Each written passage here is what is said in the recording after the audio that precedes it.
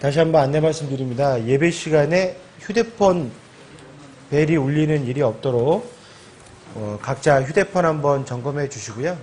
되도록이면 전원 버튼을 눌러주셔서 핸드폰 전원을 꺼주시는 것이 제일 좋을 것 같고요. 급한 전화를 꼭 받으셔야 하는 분들은 이제 무음으로 돌리셔서 진동으로 돌리셔서 전화를 받아주시면 감사하겠습니다.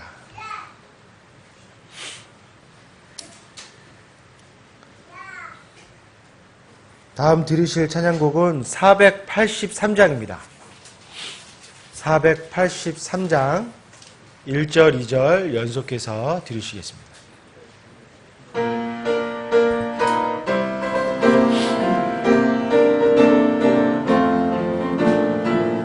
나 주의 믿음 갖고 홀로 걸어도 나 주의 믿음 갖고 노래 부르네 구름 몰아치고 하늘 덮어도 나 주의 믿음 갖고 실망치 않네. 주는 내 친구 신실한 친구 세상 그가지 주를 믿으리 구름 몰아치고 하늘 덮어도 나 주의 믿음 갖고 실망치 않네. 내 주는 선한 목자 나를 인도해 사망의 골짜기로 다닐지라도 주께서 나의 길을 인도하시니 나 주를 따라가리 언제까지나. 주는 내 목자 선하신 목자 어디 가든지 함께 하시네. 주께서 나의 길을 인도하시니 나 주를 따라가리 언제까지나. 아멘. 마지막으로 47장 반복해서 한 번 더 들으신 이후에 본 예배 순서 진행하도록 하겠습니다. 47장입니다.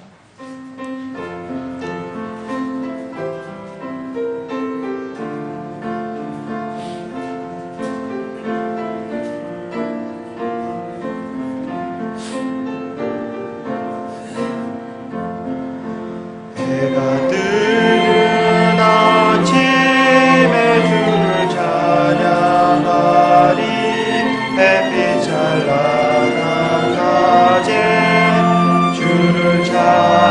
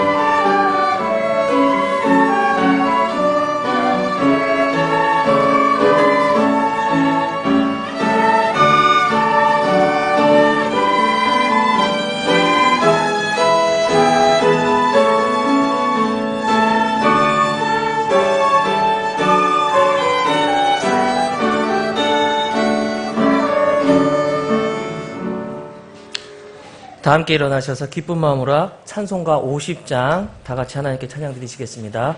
1절, 2절, 3절 부르신 뒤에 다시 한번 반복해서 1절 마지막으로 한 번 더 부르시겠습니다.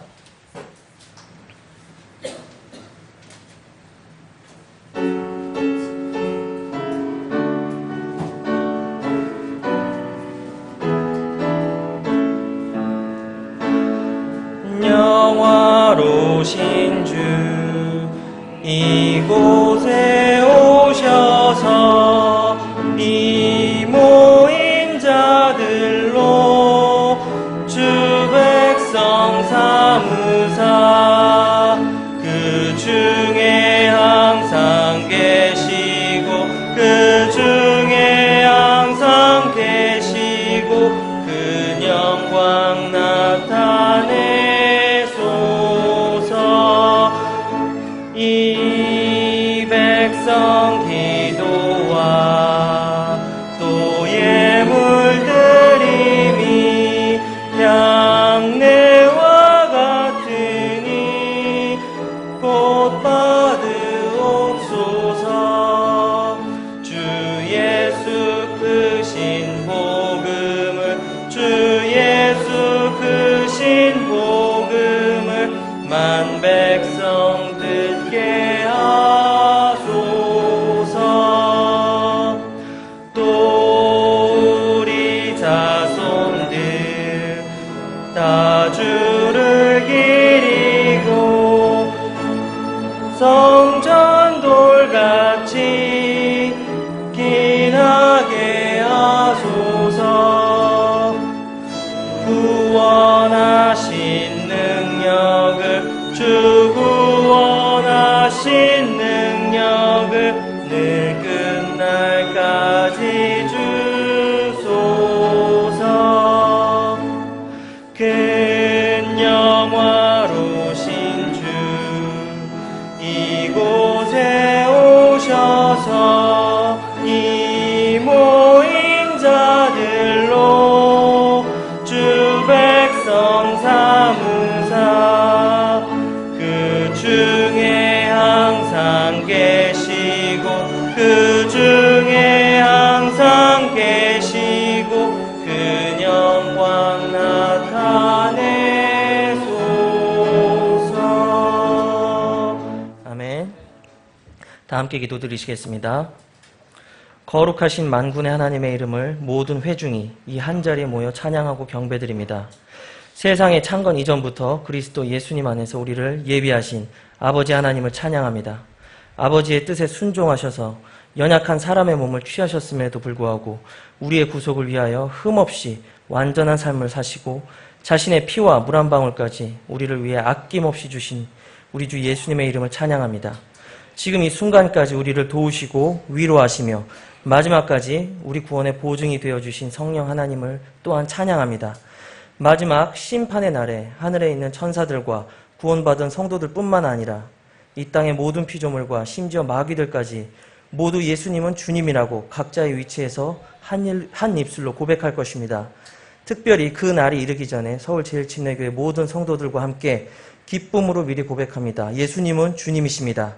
이제 새로운 피조물로서 함께 모여 경배드릴 수 있게 하여 주심에 감사와 찬양드립니다. 이 기쁨에서 단 한 명도 제외되지 않도록 모인 회중들의 마음을 열어주셔서 주님의 백성 삼아주시옵소서. 세상의 헛된 유혹과 거짓된 세계관에 허우적거리는 자가 있다면 쾌락의 간사함과 허무함과 종말을 보게 하시고 약속하신 새로운 갈망을 추구하는 자들이 되게 하여 주시옵소서. 남녀노소 물론대소하고 모든 회중들 한 마음과 한 입술이 되게 하여 주시옵시고 유일하게 이 땅에 남겨두신 가시적인 주님의 몸으로서 모든 기능을 성실히 수행할 수 있도록 힘과 능력을 풍성하게 베풀어 주시옵소서. 특별히 당회에서 말씀 전하는 설교자에게 복 주셔서 선포되는 모든 말씀마다 이 진리를 선명히 드러낼 수 있도록 성령님의 능력과 지혜로 충만케 하여 주시옵소서. 곧 오셔서 우리를 데려가실 우리 주 예수님의 이름으로 기도드립니다. 아멘. 다 함께 앉으셔서 찬송가 533장 찬양 드리신 후에 헌물을 위해 기도드리시겠습니다. 찬송가 533장입니다.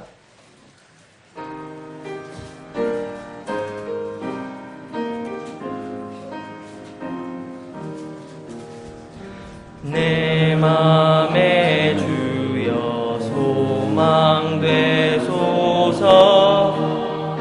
주 없이 모든 일 헛되어라. 밤이나 낮이나 주님 생각, 잘 때나 깰 때 함께 하소서. 지혜의 주여 말씀으로써 언제나 내 안에 계십소서. 주는 내 아버지 나는 아들, 주 안에 내가 늘 살고 지고 세상의 영광 눈앞에 없네. 언제나 주님은 나의 기억. 주님만 내 맘에 계시오니 영원한 주님 참 귀하여라. 영원한 주님 내 승리의 주, 하늘의 기쁨을 주옵소서. 어떠한 고난이 닥쳐와도 만유의 주여 소망 되소서. 아멘.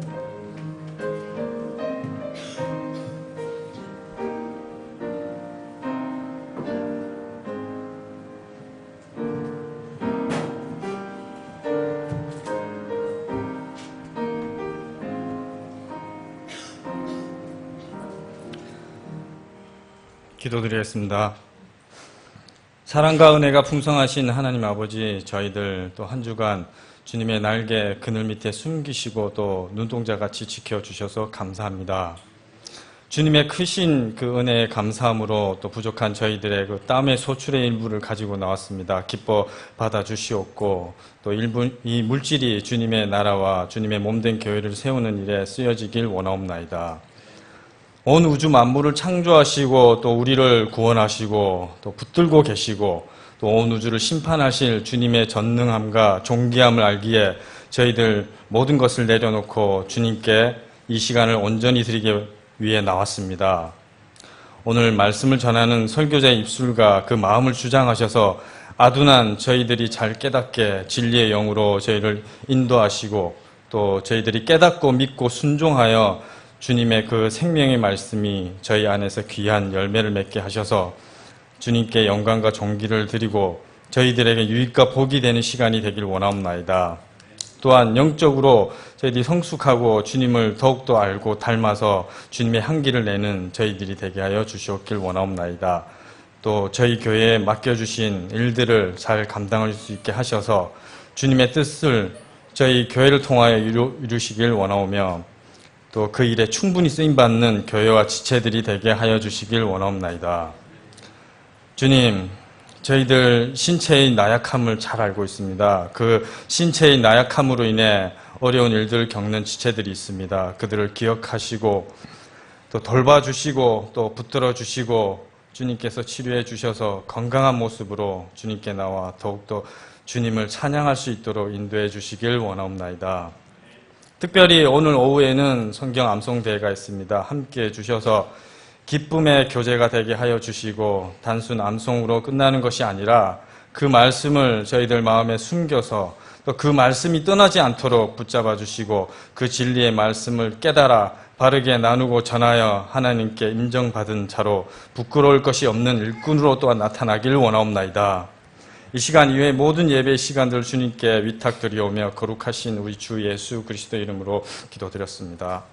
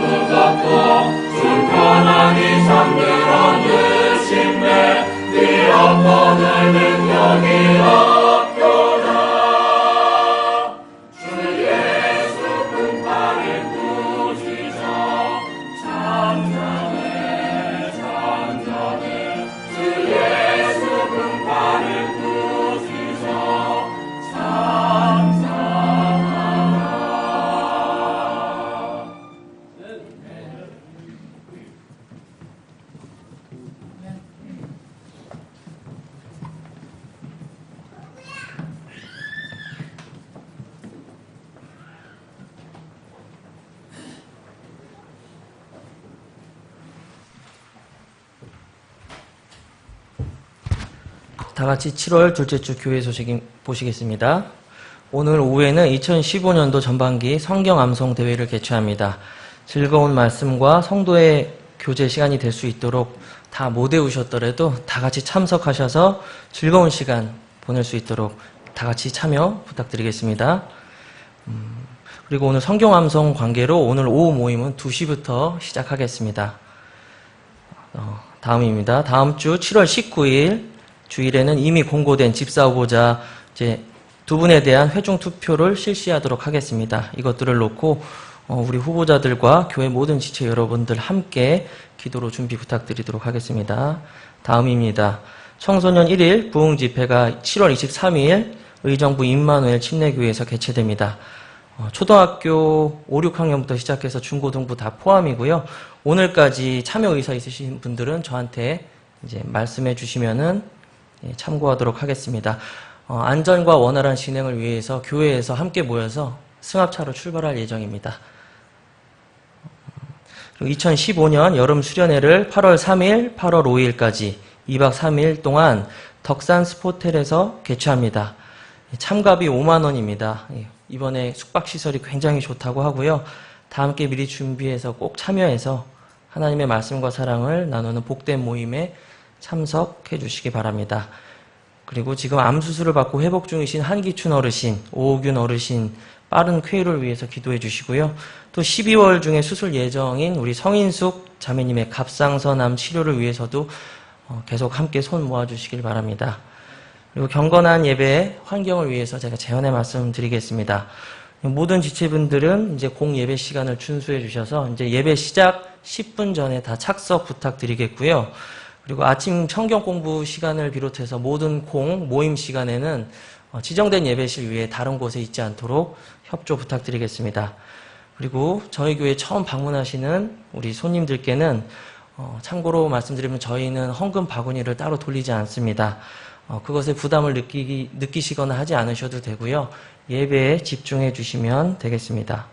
그리고 주님께 경배 드리기 전에 핸드폰을 미리 한번 꺼내 보셔서 무음으로 설정해 주시거나 잠깐만 오프해 주시면 감사하겠습니다. 예배 중에 갑자기 핸드폰이 울리게 되면은 서로 많이 좀 당황스럽잖아요. 좀 부탁드리겠습니다.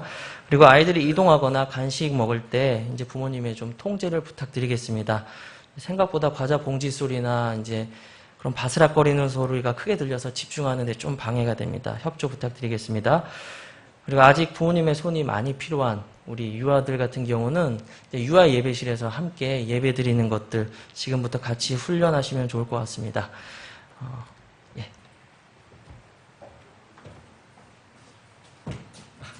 죄송합니다. 똑같은 실수 있었습니다. 예, 우리 7월 둘째 주 성경 암송 구절입니다. 우리 다 같이 합독하도록 하겠습니다. 시작. 내가 나의 고난과 나의 고통 곧 쑥과 쓸개를 기억하며 내 혼이 여전히 그것들을 기억하므로 내 속에서 겸손하게 되었도다. 내가 이것을 내 마음에서 생각함으로 내게 소망이 있도다. 예레미야가 3장 19절에서 21절 말씀.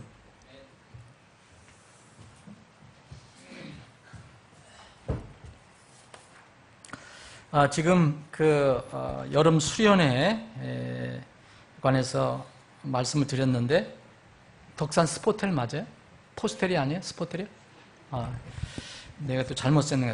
덕산 스포텔이라는 데인데 우리 집사님들하고 제가 가서 직접 봤어요. 윤석호 형제님도 가고. 근데 정말 여러분들에게 자꾸 오라고 하는 게 아니라 호텔급이에요. 숙소.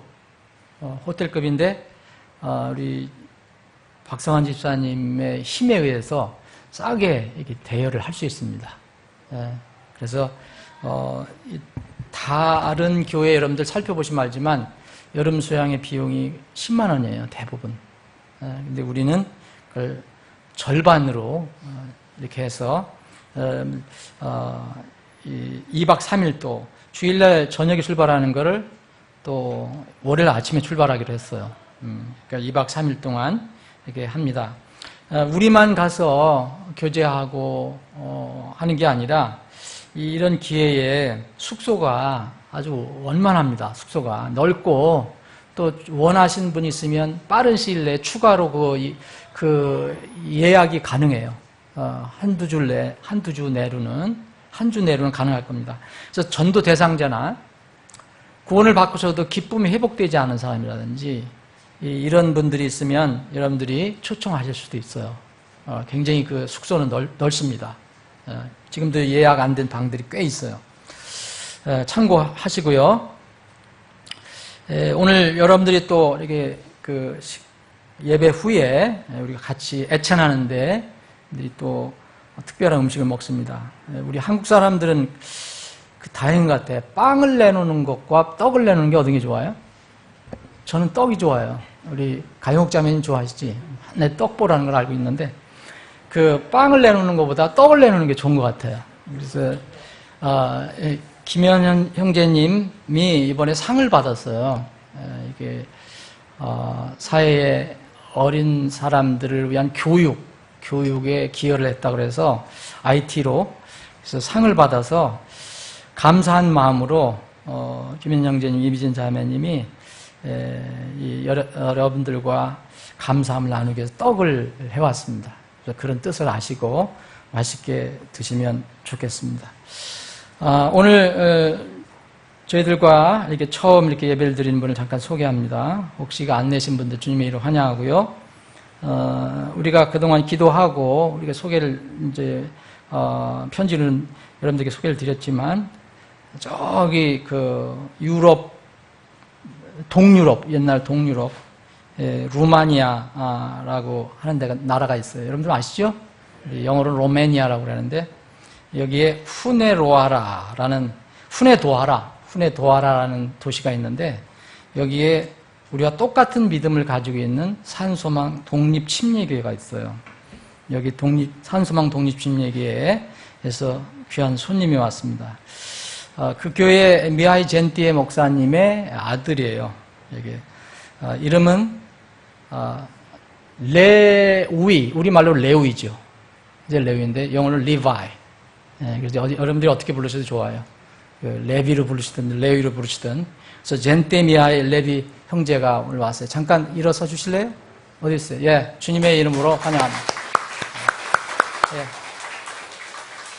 지금 한국학연구원이라는 연구소가 있어요. 거기에 지금 기숙사를 두고 지금 분당 쪽에 있는 걸로 알고 있는데 거기서 왔어요. 이 서연아 자매님이 루마니아에 가서 공부를 하다가 이 젠티에 목사님을 만나서 극적으로 구원받아서 거듭난 거 여러분 아시죠? 서연아 자매님이 구원받은 지 얼마 안 되는데 제가 보기에는 가장 빠르게 성장하는 자매예요. 정말 주님 사랑하고, 그래서 이 레이 형제하고, 이 서연아 자매님이 그리스도 안에서 지금 교제를 하고 있습니다. 자, 다 같이 일어나서 인사하는 시간을 갖겠습니다. 자, 400장 힘차게 1절 부르신 뒤에 서로 인사하는 시간을 갖겠습니다.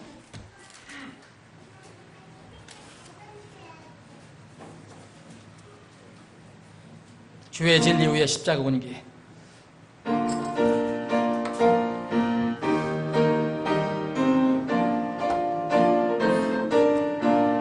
주의 진리 위에 십자가 군기 하늘 높이 쳐들고 주의 군사되어 영맹스럽게 찬송하며 나가세 나가세 나가세 주 예수만을 위하여 목숨까지도 바치고 싸움 떠나세.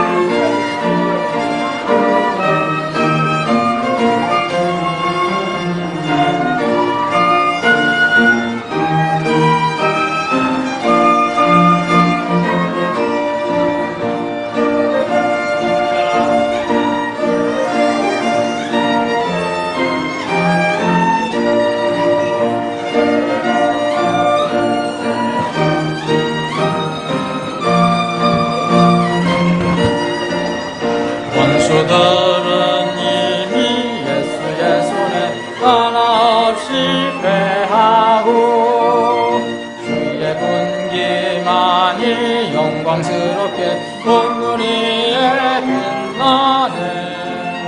나가세 나가세 주 예수만을 위하여 목숨까지도 바치고 싸움터로 나가세. 아멘.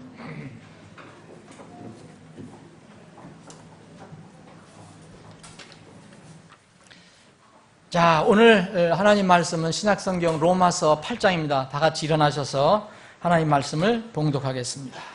불편하신 분은 앉아 계셔도 좋습니다. 로마서 8장 14절부터 25절입니다.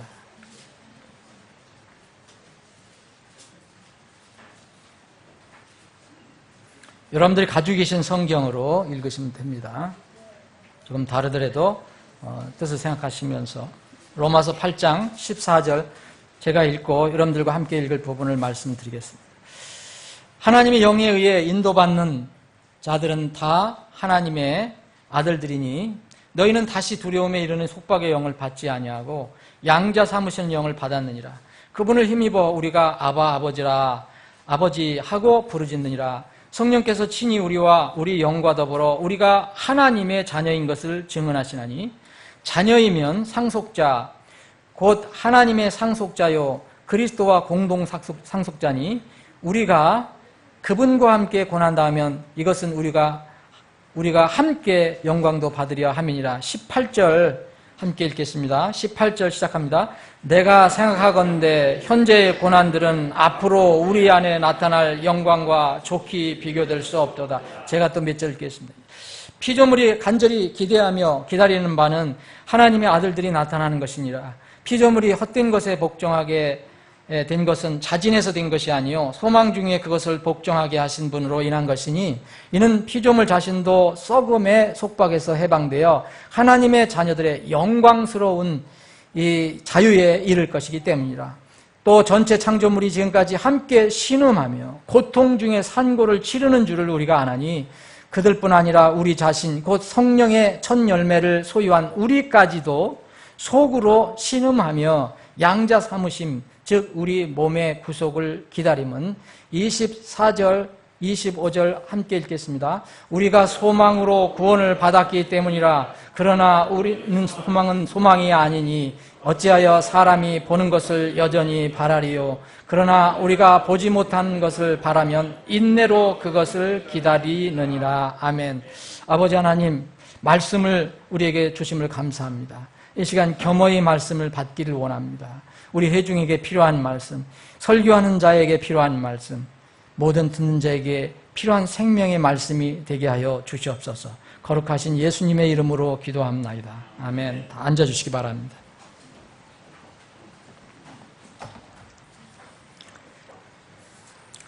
사랑하는 여러분, 지난 한 주 동안 어떻게 지내셨어요?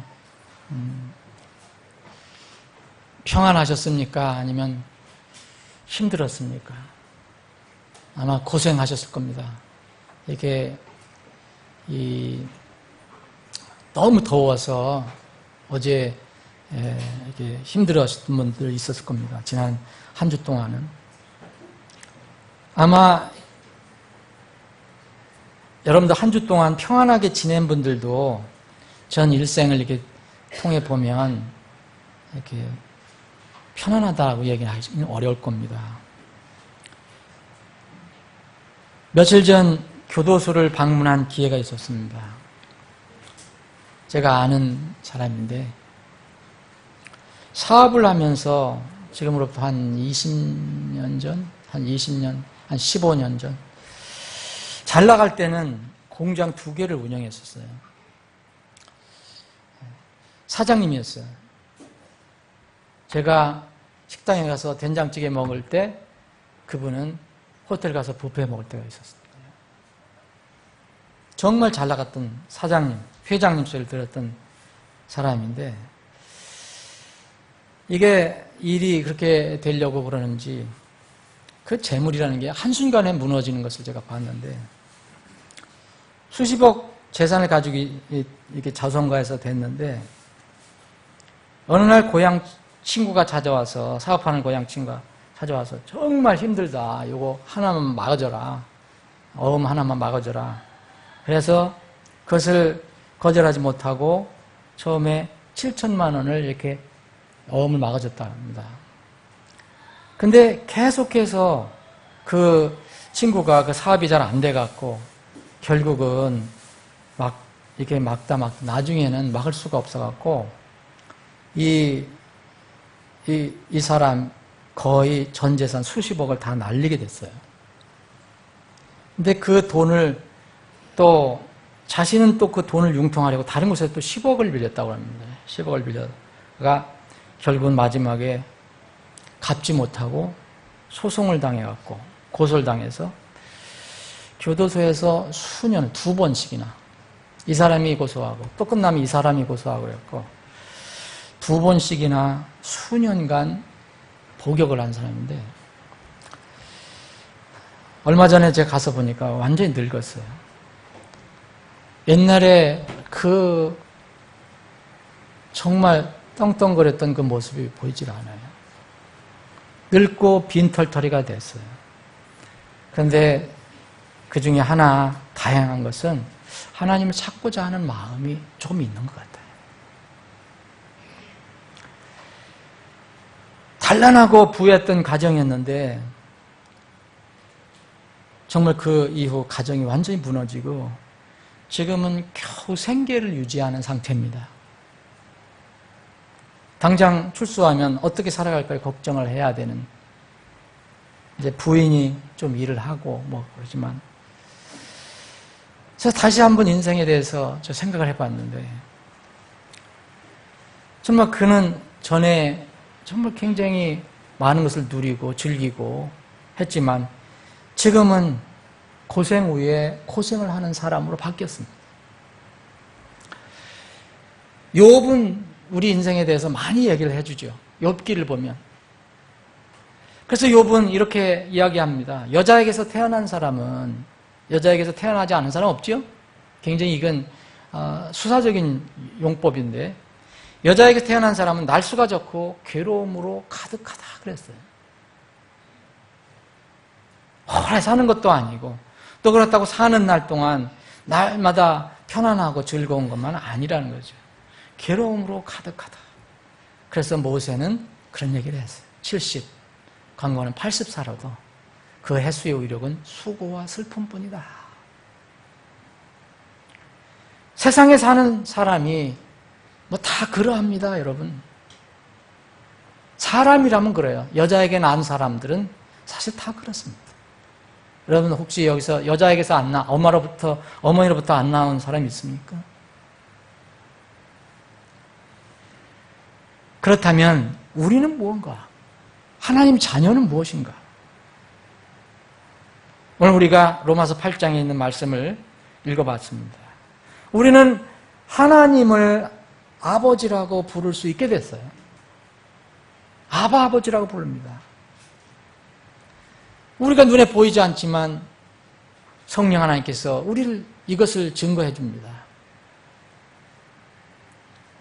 그런데 이 하나님의 이 놀라운 자녀들, 하나님을 아버지라고 부를 수 있는 이 하나님의 자녀들은 그럼 이 세상에서 고생하지 않습니까? 그래서 제가 여러분들에게 지난주 여러분들 편안하셨습니까? 아니면 힘드셨습니까? 여쭤봤습니다. 더군다나 이 믿는 사람, 하나님 자녀들 중에서 특별히 하나님께서 너는 내 일을 해라. 너 세상 일 하지 말고 내 일을 전념으로 해라. 그래서 소명을 받고 복음 사역을 해서 전문으로 하는 사람들은 그러면 고생 안 합니까? 여러분 하나님 자녀든 전임 사역자든 예 없이 이 세상의 고난과 역경은 아무도 피해가지 않습니다. 오히려 그리스도인이 때로는 더 고생을 하는 것처럼 보입니다. 오히려 어떤 면이면 하나님께서 부르셔서 너는 내 일을 전념해 하는 그런 사람들이 더 고생을 하는 모습을 봅니다. 우리 동역자 중에 목회자 한 분이 이번에 불치병을 얻었어요. 누구라고 말씀드리긴 지금 곤란하지만 난치병이에요. 갑자기 알게 된 겁니다. 왜 하나님께서 이렇게 일을 하라고 부르셨는데 일을 주셨을까? 왜 이런 일을 허락하실까? 우리가 하나님 자녀든 우리가 전임 사역자든 또 믿지 않는 사람이든 여자에게서 난 자라는 것은 벗어날 수가 없습니다. 인생의 본질입니다.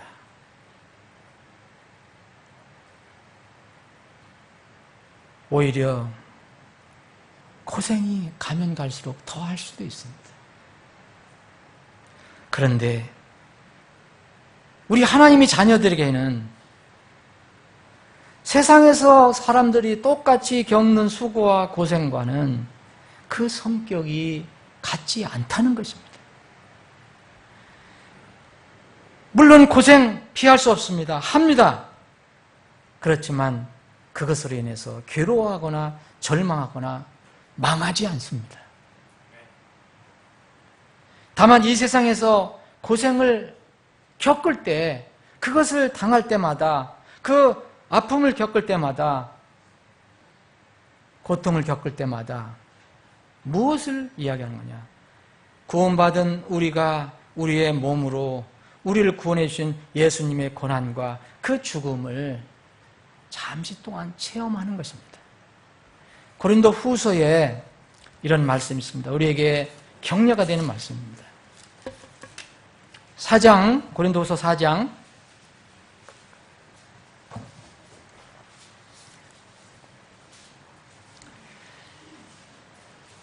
5절부터 제가 읽겠습니다. 우리는 우리 자신을 선포하지 않으며 오직 주 대신 그리스도 예수님과 또 예수님으로 인하여 너희의 종된 우리 자신을 선포하노니 빛에게 명령하사 어둠 속에서 빛을 비추게 하신 하나님께서 우리 마음에 빛을 비추사 예수 그리스도의 얼굴에 있는 하나님의 영광을 아는 빛을 주셨느니라.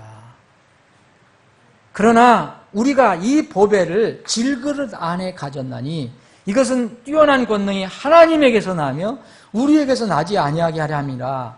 우리가 사방에서 고난을 당하나 괴로워하지 아니하며 난처한 일을 당하나 절망하지 아니하고 핍박을 받으나 버림받지 아니하며 거꾸러뜨림을 당하나 망하지 아니하고 우리가 항상 주 예수님의 죽으심을 몸에 짊어짐은 예수님의 생명 또한 우리 몸에 나타나게 하려 함이라. 살아있는 우리가 예수님으로 인하여 항상 죽음에 넘겨짐은 예수님의 생명 또한 우리의 죽을 육체 안에 나타나게 하려 함이라. 사랑하는 여러분, 우리는 고난을 당합니다. 그런데 소망 없는 괴로움이 아닙니다. 난처한 일을 당할 수 있습니다. 세상 사람들처럼 절망하지 않습니다. 핍박을 받습니다. 세상으로부터 핍박을 받지만 우리가 버림받는 게 아닙니다. 하나님 우리를 버리시지 않습니다. 때로는 넘어질 수도 있습니다. 세상 사람들은 거꾸로 떨어지면 망한다고 얘기합니다. 그럼 우리는 망하는 게 아닙니다. 이렇게 되는 것은 우리가 이 땅에 살아갈 때 주 예수님의 죽으심을 우리 몸에 이렇게 드러내게 하기 위해서 이렇게 한다고 말씀하셨습니다. 세상 사람들은 절망할 때 망한다고 생각합니다. 하나님의 자녀들은 자신의 몸으로 예수님을 체험하는 것입니다.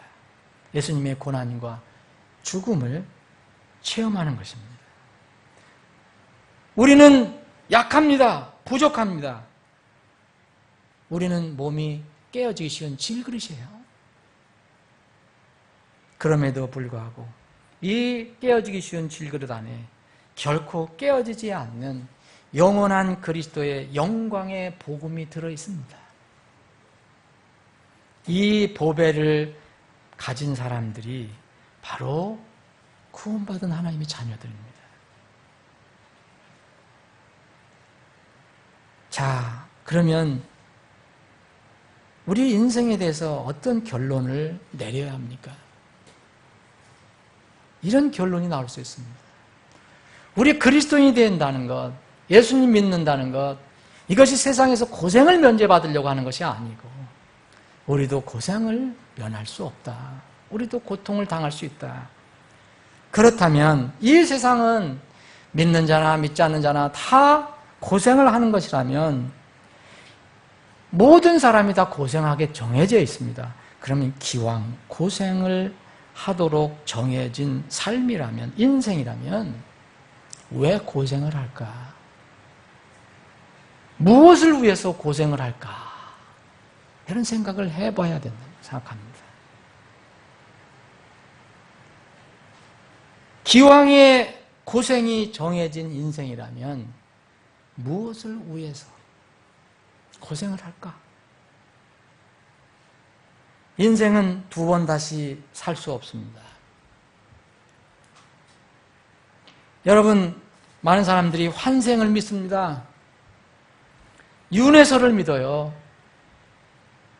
그래, 여러분들이 좋은 일 하고 이 땅에서 선한 일 많이 쌓으면 다음에 사람 더 좋은 신분으로 태어나거나 또 좀 여러분들 잘못하면 벌레로도 태어나고 짐승으로 태어나 죽지는 않는다.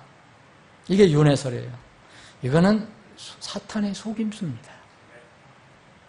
성경은 이렇게 이야기합니다. 한 번 죽는 것은 사람들에게 정해진 것이요. 그렇죠? 그 다음에 윤회가 아닙니다. 그 다음에는 뭡니까? 그 후에는 심판이 있나니. 그랬습니다. 어떻게 윤회가 해당이 됩니까? 죽은 뒤에 다시 사람이나 짐승이나 벌레로 태어나는 것이 아니라 천국이냐 지옥이냐의 심판만 있다는 말씀입니다. 사랑하는 여러분, 만약 하나님께서 여러분들에게 지금 이 고생하며 사는 삶 속에서 여러분들에게 남은 여생 동안 내가 너에게 100가지 소원을 들어주겠다. 한번 목록을 써봐라. 그럼 여러분들 100가지 뭘 쓰겠습니까? 너무 많습니까? 그럼 50가지만 한번 써보십시오. 하나님께서 들어주는 목록. 그것도 많습니까? 그럼 한 10가지만 써보십시오. 아마 웬만한 분들은 10가지 다 쓸 수 있을 거예요. 점점 좁혀져 갑니다. 2가지만 써라. 근데 그것도 아니고 마지막 딱 한 가지만 소원을 들어주겠다 하면 여러분은 무엇을 택할 겁니까? 바로 인생이 어떤 것이냐, 우리가 인생을 어떻게 살 것이냐, 이 하나님께서 말씀하실 때 딱 한 가지만 소원을 들어주겠다. 그것을 택해라 할 때 우리의 믿음이 결정이 됩니다. 헤롯 왕은 자신의 권력을 이용해서 하나님의 종 요한의 형제 야고보를 칼로 죽였습니다. 자기 권세를 유지하기 위해서. 그리고 부귀영화를 누리고 살기 위해서. 여러분, 그러나 헤롯이 이렇게 살기 위해서 나름대로 스트레스를 안 받았다고 생각하십니까? 그 사람도 그렇게 살려고 스트레스를 많이 받은 것입니다. 노력도 많이 했을 것입니다. 자신의 명예와 육신의 즐거움을 지키기 위해서 나름대로 하나님 보실 때는 고생입니다. 그러나 벌레에 먹혀 죽는 것으로 인해서 인생을 마감했습니다. 여러분, 사도행전 12장 끝절 읽어보십시오. 하나님께서 보낸 벌레에서 먹혀 죽었습니다. 바벨론 큰 제국의 그 왕, 벨사살 왕이라는 왕이 있었는데 무소불위의 권력을 휘두르고 있었습니다. 육신의 쾌락만을 쫓아서 술과 유흥에 빠져서 하나님을 경멸하고 무시하며 살다가 갑자기 어느 날 밤 죽음을 당했습니다. 다니엘서 5장을 찾아보시면 여러분 찾을 수 있습니다.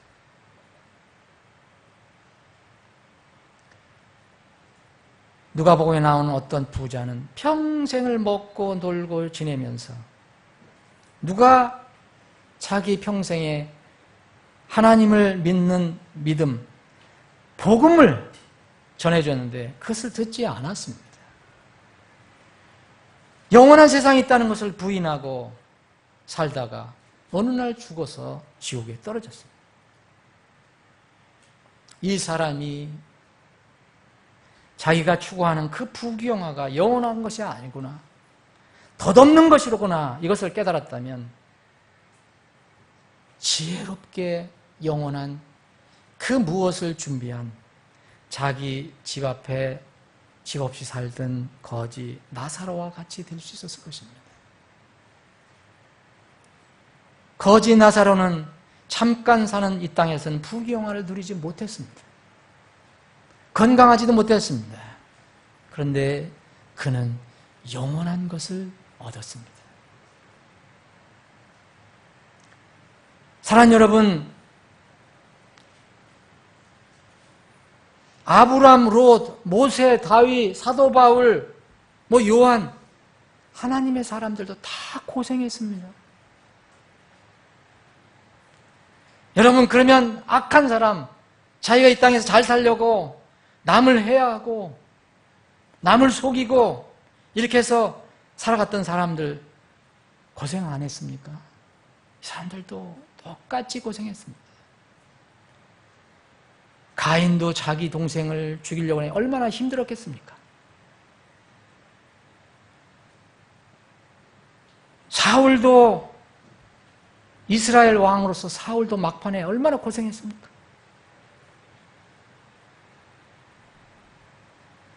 그리고 압살롬 자기 아버지를 배반했어요. 여러분, 권력, 권세를 얻기 위해서 자기 아버지를 배반했지만 압살롬 고생 안 했습니까? 엄청 고생했습니다. 또 다른 아들 아도니아도 아버지를 배반해서 어떻게 권력을 주려고 했는데 고생 많이 했습니다. 여러분, 아히도벨이라는 인물이 있는데 이 사람은 평생 동안 다윗 왕이 총애를 했습니다. 이스라엘에 그 여러 가지 문제가 있을 때마다 다윗은 아히도벨을 불러서 자문을 구하 그런 사람입니다. 아히도벨. 막판에 눈이 어두워져서 이 다윗을 배반하는 쪽에 가담합니다. 여러분, 이 아히도벨은 압살롬에 가담했다가 훨씬 더 고생 많이 하고 나중에는 자살하며 일생을 마칩니다. 비참한 최후를 마칩니다. 지독하게 고생한 겁니다. 예수님을 은 30개에 팔아버린 가룟 유다 고생 안 했습니까? 여러분, 예수님을 팔아버리고 뒤에 그 마음으로 고생한 거, 그 심적으로 고생한 거, 실제로 몸으로 고생한 거. 로마 총독 빌라도 고생하지 않았나요? 그 사람은 권세가 있고 돈이 있고 뭐 하니까. 여러분, 요한의 목을 벤 헤롯 평안히 살다 갔습니까?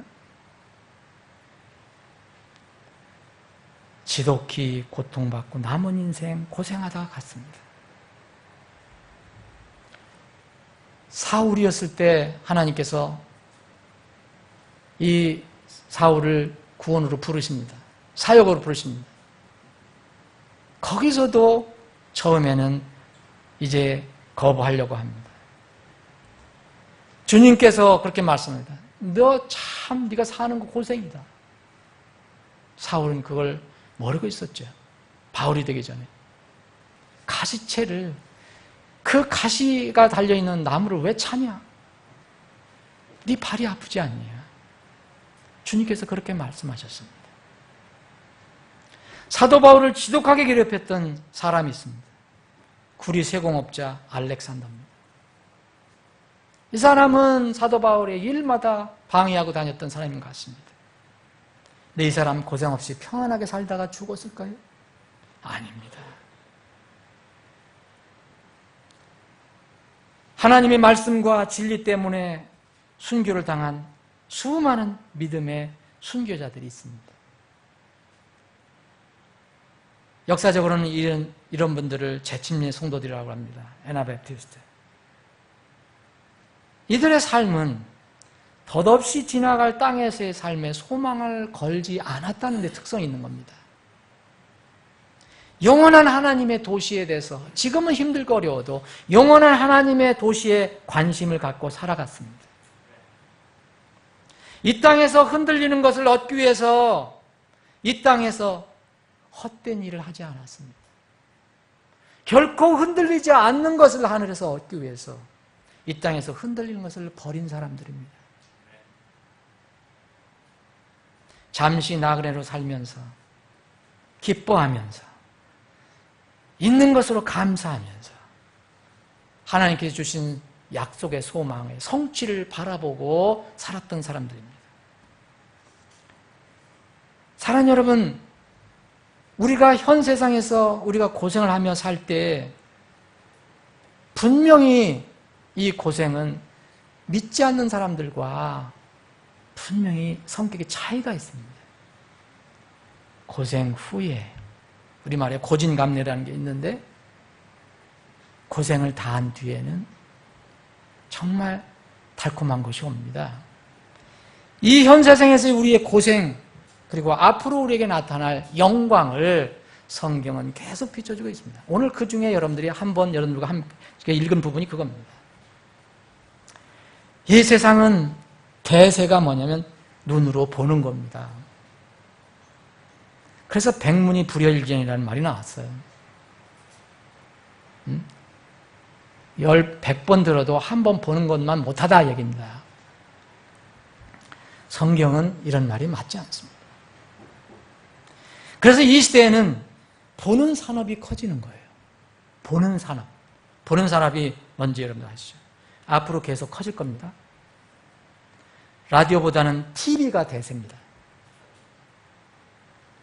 누가 요새 라디오 듣습니까? 저는 TV를 라디오로 대체했습니다.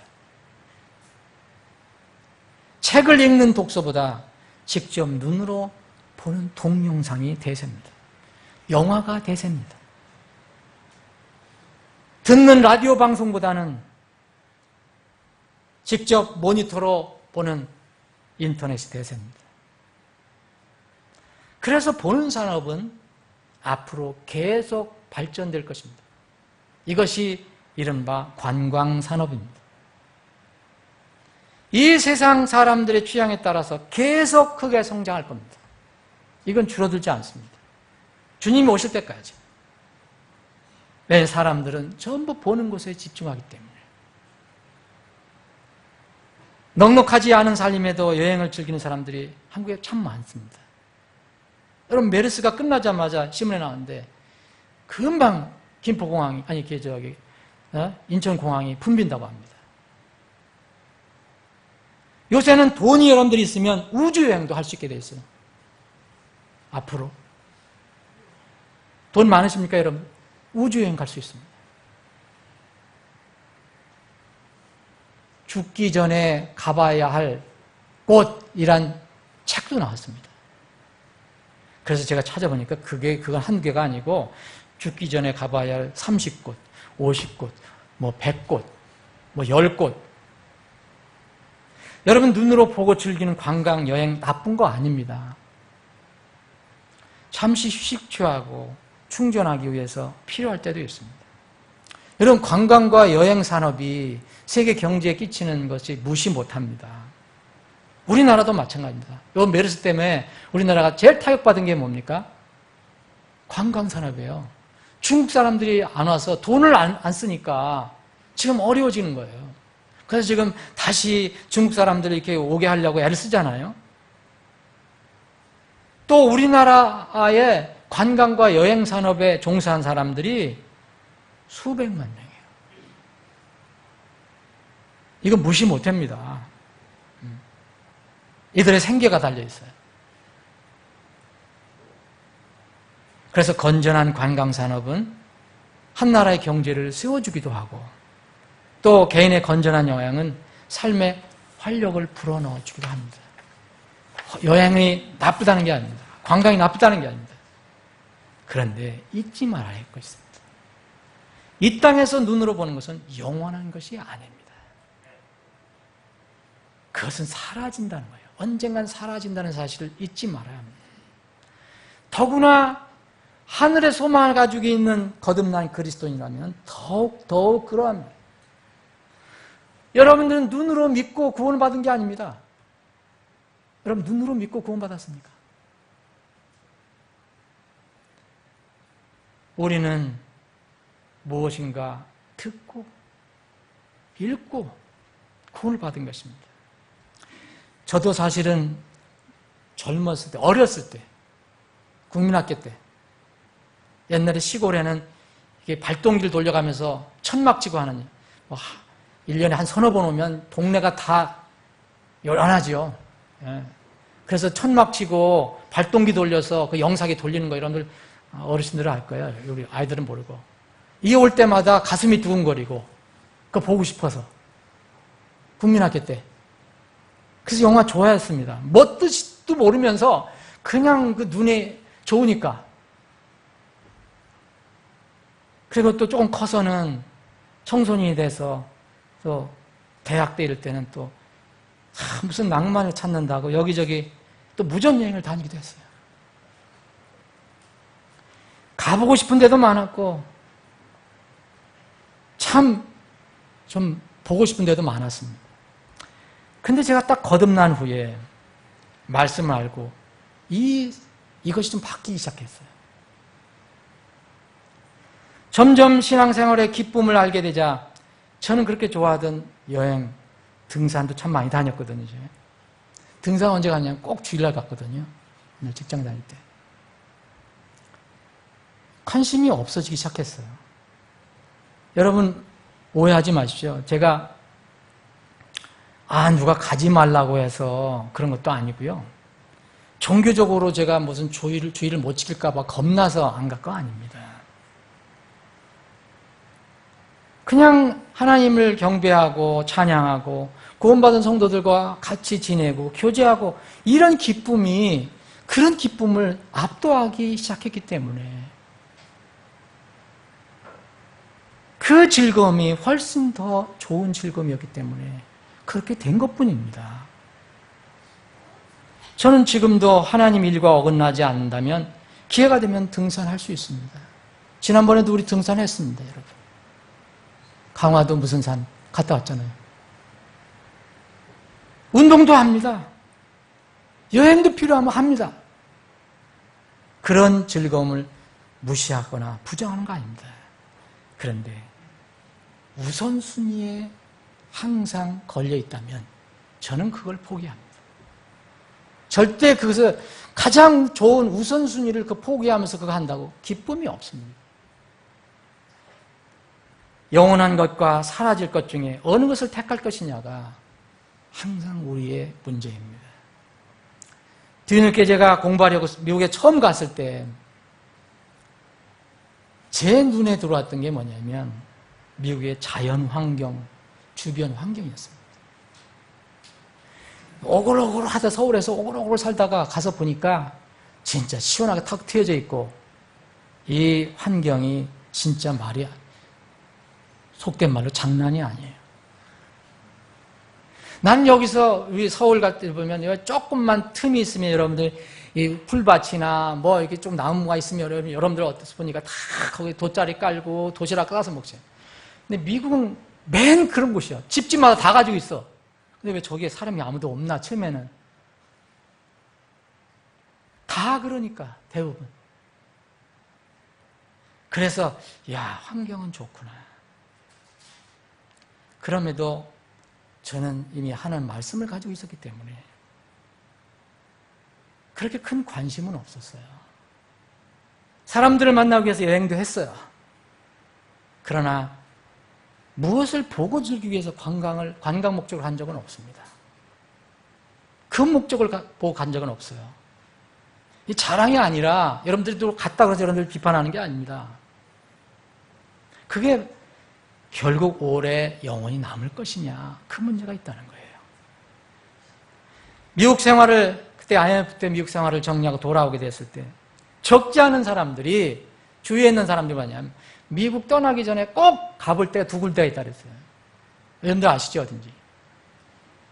그랜드 캐년, 이름도 그랜드 캐년, 그리고 나이아가라 폭포는 후회한데 제가 그냥 들어가면 반드시 후회하니까 꼭 보라.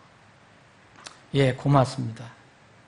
사실 그 당시 여행할 돈도 없었지만 일부러 관광만을 위해서 가고 싶은 생각은 전혀 없었습니다. 우리 아이들이 손해를 보고 우리 집사람이 손해봤는지 모르죠. 나이아가라 폭포는 나중에 구경했습니다. 캐나다에서 집회 초청이 왔을 때 바로 그 옆이었어요. 그 교회가. 그래서 그때 한번 보았습니다. 캐나다 쪽에서, 미국 쪽에서 본 게 아니고. 여러분, 어떤 일에 대해서 걱정하지 않고 초조하지 않는 사람을 한국 사람들은 흔히 이야기하는 얘기가 있어요. 뭐라 그러죠? 저 사람 믿는 구석이 있는가 봐 그래요. 저 사람 뭐 믿는 꿍꿍이 속이 진짜 이상하대. 이렇게 얘기하죠. 믿는 구석이 있다. 믿는 꿍꿍이 속이 있다. 저는 사실 믿는 구석이 있습니다, 여러분. 저는 진짜 꿍꿍이 속이 있어요. 제가 믿는 구석이 있다 그러니까 제가 은퇴 후 이리저리 여행을 다니기 위해서 무슨 수년 동안 부은 적금이 있는 줄 알고, 또 아니면 뭐 여행을 다닐 만큼 은퇴연금이 있는 줄 알고, 목사님 왜 어떻게 다 저축해 놓은 게 있는가 보다 생각할 수 있는데 그건 아닙니다. 그러나 저는 정말 믿는 구석이 있습니다. 굳게 믿는 것이 있습니다. 이것은 100%가 아니라 200%, 아니 500%, 1000%, 10,000%도 넘습니다. 절대 보장되는 겁니다. 지상의 그 어떤 명승지, 관광지도 저는 성경을 읽고 천국의 아름다운 것은 절대 비교될 수 없다는 판단을 내렸습니다. 천하의 금강산도, 그 유명한 중국의 장각에도, 그랜드 캐년도, 스위스의 알프스산도, 뭐 세계 10대 명승지, 30대 명승지, 100대 명승지도 결코 천국의 아름다움과 하늘에서 우리가 보게 될 예수님의 영광과 또 그분이 우리와 함께 나누는 그 영광과 비교할 수 없다는 것입니다. 우리가 이 세상에서 눈으로 보는 것은 시간이 지나면 사라지고 썩습니다. 그러나 우리는 육안에 보이지 않지만 하나님께서 주신 약속의 말씀은 영원한 것이기 때문에 결코 사라지거나 썩지 않습니다. 언젠가는 반드시 성취됩니다. 오늘 본문 말씀이 바로 그 내용입니다. 여러분, 우리 다 지금 고생합니다. 심지어는 다른 피조물도 자연들도 고생한다고 나오지 않습니까? 여러분 21절 보십시오. 피조물 자신도 썩음의 속박에서 해방되어 있어요. 지금 썩습니다. 22절 또 전체 창조물이 지금까지 함께 신음하며 고통 중에 산고를 치르는 줄 우리가 안다. 우리는 안 그렇습니까? 23절에 보니까 성령의 첫 열매를 소유한 우리까지도 속으로 신음하며, 성령의 첫 열매가 뭡니까? 뭐죠? 구원입니다. 여러분의 구원. 성령께서 여러분들에게 가장 첫 번째 주신 선물, 구원. 이 성령의 첫 열매를 소유하는데도 우리는 속으로 여전히 신음하고 있습니다. 뭘 기다리고 있습니까? 양자 삼으심, 곧 우리가 하늘에 하나님의 자녀로 양자 삼으신 결정적인 때 우리 몸의 구속을 기다린다는 거예요. 우리 몸이 썩지 않을 몸으로 바뀌어질 때를 지금 기다린다는 겁니다. 그러면서 여기 앞에 말씀에 보면 이런 말씀을 주셨어요. 우리가 아버지라고 부르는데 하나님을 여전히 우리 몸은 신음을 하고 있어요. 그런데 17절에 보면 자녀이면 상속자, 곧 하나님의 상속자요 그리스도의 공동 상속자니 우리가 그분과 함께 고난당하면 이것은 우리가 함께 영광도 받으려 함이니라. 무슨 영광입니까? 여러분, 그리스도와 공동 상속자예요. 여러분, 예수님의 혼자 욕심부리고 상속받으신다는 게 아니고, 이 뜻은 예수님의 피로 구원받은 사람을 하나님이 주신 상속자를 같이 나누는 사람으로 삼겠다는 거예요. 예수님의 영광, 우리가 나눌 수 있다는 겁니다. 요새 요한복음 17장을 우리가 공부하고 있는데, 요한복음 17장에 이런 말씀이 있어요. 내게 주신 나의 영광을 그들이 보게 하옵소서. 사실 저는 이 말씀을 준비하면서 한참 나가지 못했어요. 이 말씀이 너무 와닿아서. 내게 주신 나의 영광, 여기서 내게라는 것은 예수님입니다. 예수님 지금 하나님께 기도하고 있습니다. 아버지께 나의 영광을 그들이 보게 하옵소서. 누구요? 제자들이 보게 해달라고. 그 볼 때가 있다는 것입니다. 예수님이 뭐라 하셨냐면은 세상이 있기 전에 내가 아버지와 함께 가졌던 그 영광, 그 영광으로 나를 영화롭게 해달라고 그랬어요. 예수님께서. 그런데 그 영광을 제자들이 보게 해달라고 아버지께 기도해요. 예수님의 기도 이루어집니다. 반드시 이루어집니다.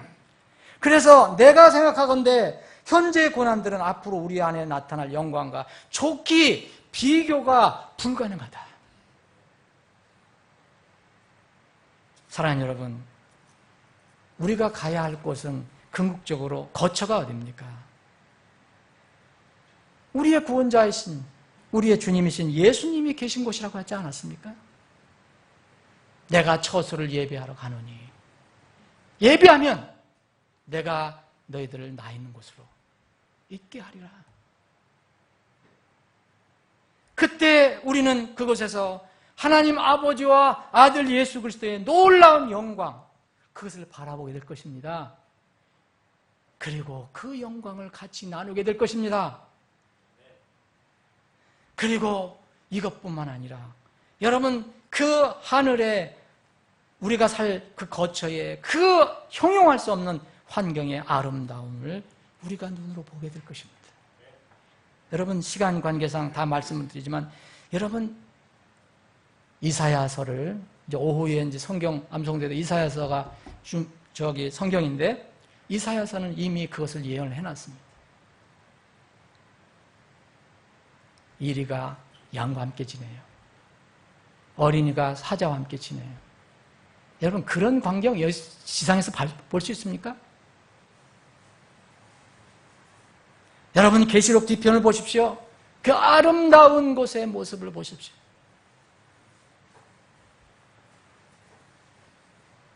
저는 그래서 그분을 만날 날을 기다릴 때마다, 야, 그때가 언제일까? 그때 과연 내가 거기 섰을 때 어떤 상황이 될까? 저는 가끔가다 이거 쓸데없는 걱정을 하는데, 그런 상황이 딱 닥칠 때 내가 너무 실신해서 넘어져서 못 일어나지 않을까? 왜냐하면 너무 여러분들이 금강산을 가서 보고 무슨 그래도 엄청나게 놀라지 않습니까? 그런데 비교할 수 없는 그것을 보고 너무 아름답고 너무 깨끗하고 너무 밝고 너무 찬란해서 제 두 눈이 과연 감당할 수 있을까? 두근거리는 이 가슴을 과연 감당할 수 있을까? 그래서 아마 정신을 잃지 않을까? 그래서 농담입니다. 여러분, 정말 하늘에 소망이 있으신 분들, 농담이지만 천국에서 주님 뵙기 전에 지상에서 미리 시력을 강화시키십시오. 그리고 심장을 강하게 하십시오. 아마도 최고급 우황청심함을 이렇게 여러분 신청해서 가져가야 할지도 몰라요.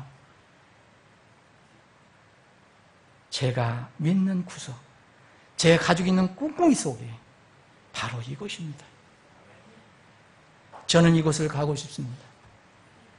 여러분들도 그것을 가고 싶을 것입니다. 말씀을 정리해 보겠습니다.